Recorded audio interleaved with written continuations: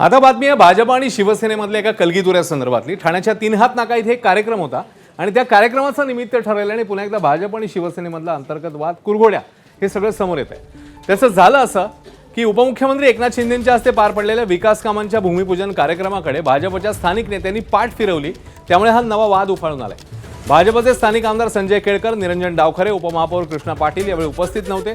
विशेष म्हणजे उपमहापौरांनी पालिका प्रशासनाला पत्र लिहिलं असून भाजप लोकप्रतिनिधींना निमंत्रण नसल्यामुळे हा कार्यक्रम पुन्हा घेण्याची मागणी केली। तर शिवसेनेने वादावर पडदा टाकण्याचा प्रयत्न केलेला आहे। याआधी नवी मुंबईतल्या 2 कार्यक्रमांना एकनाथ शिंदे यांना निमंत्रण न दिल्यानं गणेश नाईक विरुद्ध शिंदे वाद समोर आलेला, त्याचीच परतफेड आता शिवसेनेने केली आहे असं बोललं जातं।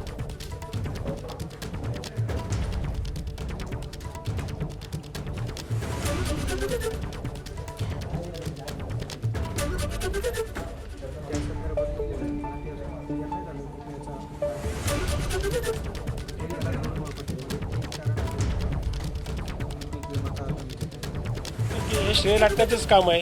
जर महायुती म्हणून आपण निवडणूक लढवलेली आहे, महायुती म्हणून भरघोस मताने लोकांनी प्रतिसाद दिलेला आहे, मग महायुतीचं मध्ये तुम्ही का हे करताय? महायुतीचे धर्म पाळायला पाहिजेत।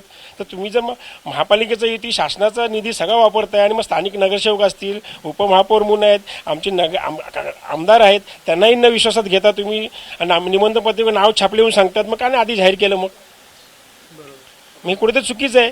आणि मग ह्यांना वाटत असेल की आता गरज विसरली मित्रपक्षाला गरज वाटत नाही भारतीय जनता पार्टीची भविष्यात, म्हणून त्यांनी असं साईडलाईन करायचं काम चालू आहे।